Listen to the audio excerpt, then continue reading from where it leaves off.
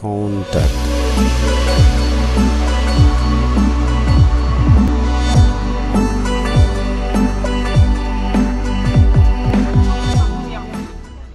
parce que Ngoné Ngoné mi mën nañ ne sax ñun mooy sunu présidente daanaka waaye fii nga xam ne tey jii teg na fa tànkam dañ cee ànd ak moom bu baax a baax bu wér a wér te tey jii nag la ñuy xam ne ay liggéeykat dëgg fi toog ay jàmbaar dëgg ñoo fi nekk te boo dee xool sax jigéen ñi góor ñi ñëpp dañoo tax pour taxaw jàppale Ngoné ci ñun Ngoné dañ la bëgg a xamal ni ñu ngi sa ginnaaw tey ñu ngi sa ginnaaw suba ba foo xamante ne rek yaa ngi koy yegg ñu ngi sa ginnaaw incha allah APR bii nga xam ni yaa ngi ciy taxaw pour liggéeyal Macky Sall ñu ngi sa ginnaaw te daanaka dañ cee kontaan lool bañ ci demee kontaan nañ ci trop macha allah maa ngi nuyu ñëpp nag maa ngi gërëm ñëpp di baluwaat ñëpp ak merci beaucoup. ci Adja Ngoné Thioune xam suñu responsable bi boo ko xamee yaa ngi ko xam ci gaynde fàq tëdd ñu koy waxee ñun nag tey dañu am kontaante boo xamante ni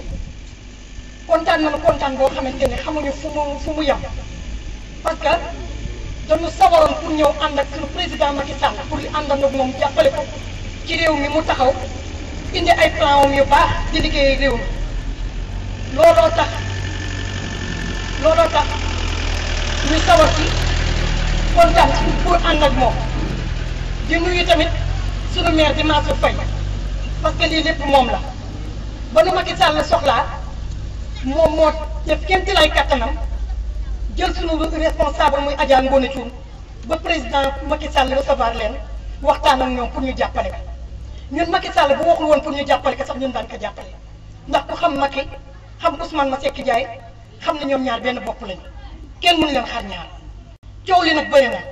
dégg nañu ay tontu ci rajo bi ñun ñooñu duñu leen tontu bi mooy école Rawane Ngom bi ñu jàkkaarlool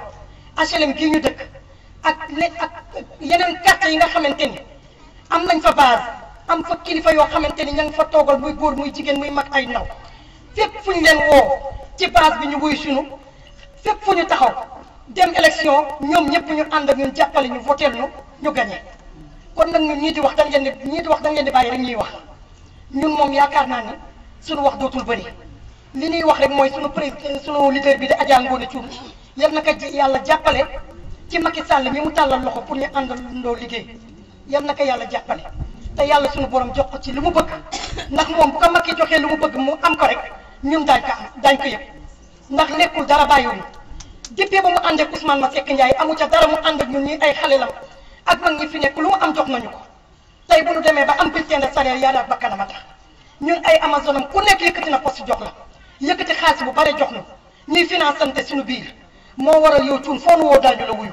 ñu ngi lay ñaanal yàlla yal na la yàlla jàppale ñun nag tàllal nañ la loxo bis naka tey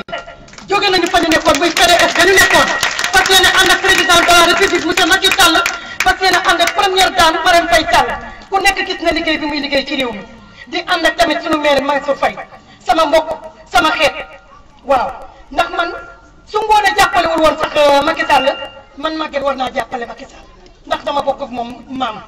muy sama mbokk xat waaye nag tey la ñor ndax yow laa xamoon démb xam la tey ma toogoon ni teg samay mbokk yépp naan ma doo jóg jàppale Mansour Faye ma ni leen mënuguma jóg tant que sama leader jóg tey nag dama kontaan ndax tey ñëw li Haalpulaar naan netto ko bandol tey nag ñëw nga ci samay mbokk ànd nga ak samay mbokk te dinañu jàppale suñuy mbokk fexe ñu gañe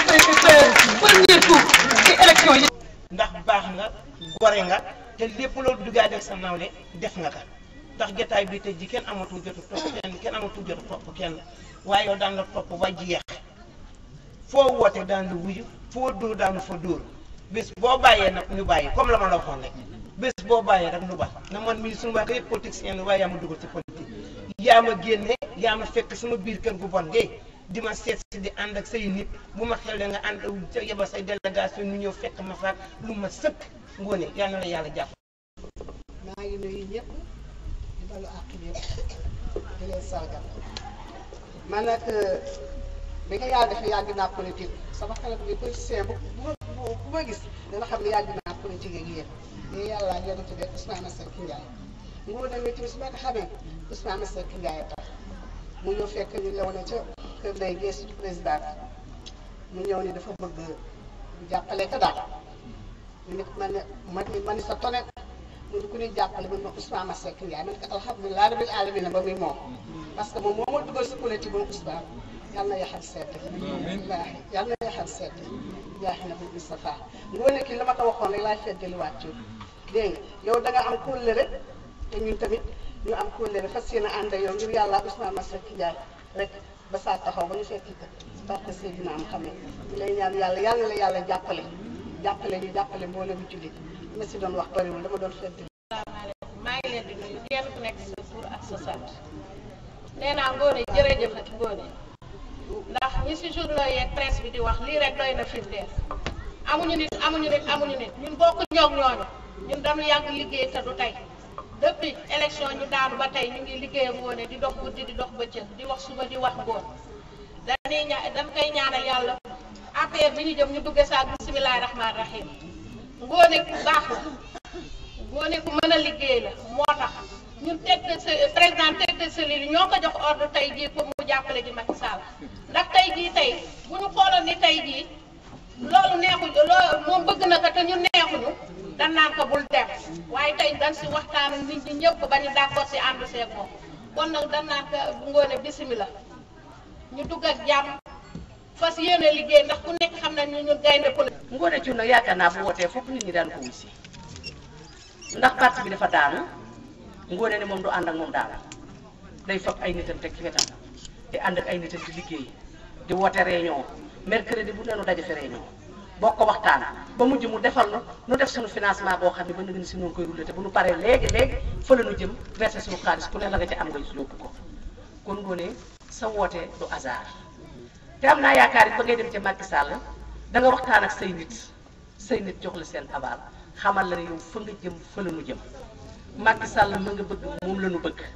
Macky Sall ma nga bëgg liggéeya loolu moom la nu bëgg ànd ak liggéeya loolu kon nag am naa yaakaar ni ñi naan nag amuñu dara ma ne ku sa xol tàng nga wax te kenn mënu leen tee wax nag ndax nag gis nga nag dem bii bomba bu dal la boo xam ne bii kenn mënatu ko téye. Point de presse est initié par la base politique de Madame le maire Ngoné Thioune, représentée par des présidents et présidentes de cellules ici présents. En effet, nous sommes en phase avec notre mentor politique qui vient de rallier l'APR après des années passées dans le PDS. Nous ne ménagerons aucun effort pour l'accompagner dans sa démarche et ses initiatives,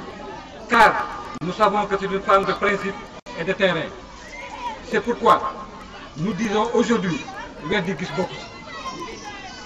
ceux qui disaient que ceux qui sont partis ne représentent rien se trompent lourdement. Soit ils sont animés de jalousie ou de méchanceté. La base qui l'a toujours accompagné l'accompagnera encore pour lui permettre de gagner des batailles pour le futur. Madame Ngoné Thioune a créé une prise de conscience au niveau de sa base sur les questions de développement local et de démocratie, avec une chaude couverture de solidarité comme mode de fonctionnement, une présence permanente sur le terrain politique et une proximité avec la base. Une figure emblématique, une responsable politique, une femme leader, une intellectuelle de haut niveau. Elle est incontournable. Je peux dire que Ngoné Thioune, c'est la majorité. Je vous remercie. Qui représente le socle de ma base politique. Je profite de cette occasion pour les remercier et leur rendre un hommage bien mérité. À part les HLM qui abritent cette cérémonie, ils sont venus de différents autres quartiers de Saint-Louis et seront chargés de véhiculer les informations et décisions retenues au terme de cette rencontre. Je suis certes une femme du sérail, mais l'engagement de ces militants qui m'accompagnent depuis des années, quelles que soient les vicissitudes de la vie politique, me conforte dans la certitude qu'il y a des valeurs plus nobles que l'argent et qu'on retrouve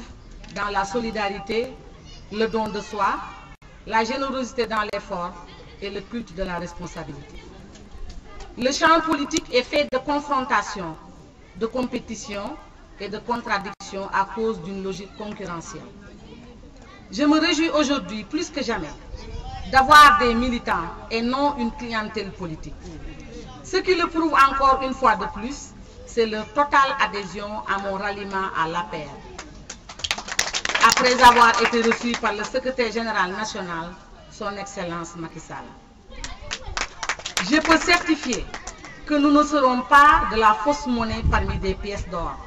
ce qui sous-entend que nous allons donner le meilleur de nous-mêmes dans notre nouveau parti pour assurer notre légitimité politique. Il nous faut enfourcher le cheval de la persévérance pour avancer sans faire de vagues. En réponse à la grande agitation constatée ces derniers temps et aux accusations et dénigrements qui ont fait suite à notre ralliement, je répondrai ceci. Quand la mémoire va chercher du bois mort, elle ramène le fagot qui lui plaît. Mais weddi gis bokku ci. Mon dernier mot sera un appel à ces braves hommes et femmes, surtout à cette jeunesse, pour leur dire: ne ménagez aucun effort pour la massification et l'implantation d'autres cellules, car en politique, seul le travail de terrain est rentable. Tout le reste n'est que l'heure. Je vais dire parole di wax. Ñi fi teew tey ay président de cellule rek ñoo fi teew ak ay président. Woote wuñu assemblée générale, dañu woote pour def déclaration ndax dañu jóge ci benn parti doon fa liggéey àndoon nag suñu leader boo xam duñ ko amati ba faaw muy Ousmane Masseck Ndiaye ñu ñëw nag tàbbi ci beneen parti. Alhamdulilah bi ma amee ay jigéenu jàmbaar ak ay góori jàmbaar yoo xam ni dañ ma ni jiitu ñu topp sa ginnaaw pour ànd ak yow dugg ci parti boobu fas yéene liggéey. kon lii ku ko gis yaakaar naa ni tontu la ci ñoo xam ne xëy na dañ doon wax naa ñi dem représenté wuñ dara waaye loolu ku koy wax da nga koy jëf parce que li ñuy teqalee mooy terrain bi am naa amuma li koy waral mooy terrain bi mooy joxe résultat yi mooy joxe confirmation. may gërëm nag samay càmmi ñu ma àndal ak ñi ñu àndaloon dem audience te teewuñu fi ñu amoon yéene teew fi mais ñoom it daanu def lu mel nii seeni base mën naa leen tudd ndax ñoo àndandoo woon dem te booba léegi bu ñuy joobe ñu la ñuy àndal joobe àndoon nag ku mel na Amadou Diagne moo taal Joola Ndiaye Laaji Kan Mamadou Diop ak Adja Ndag Loum mi nga xam ne ku ne xam ne icône la ci parti bi kon ñooñu àndoon dem jox loo ko Macky Sall ngir féddali kóllëre bu Ousmane Masseck Ndiaye fas yéene wuñu na sax ci base nar bëgg nañu parti bi nu dugg xam ni yokk nañ ka ndax ku yokku xam nga ku wàññi xam nga en tout cas dinañ fas suñ la ko pendal àndandoo ci kaw sutura àndandoo ci kaw jàmm mais àndandoo ci kaw xariñ ak jom xam ni ku fas yéene liggéey ku liggéey jariñu kon nag damay ñaan sama base bi nga xam depuis loolu ma àndal ñoom ñu ay gori kese yal na ma yàlla jox lu bare lu may séddalewaat seen biir mu yegg ba ci ay paasu màkka yegg ba ci ay njariñ yegg ba ci ay kër yàlla mën na lu nekk am na kon dañuy sant yàlla bu baax xam ne li ci kanam rawuli bit ñu sant yàlla léegi nag ma leen di ñaan ngeen toog mu bare mu néew sukkaru koor bi nu amante woon yow yéen ñu jox leen ka daal di ñaanalante ci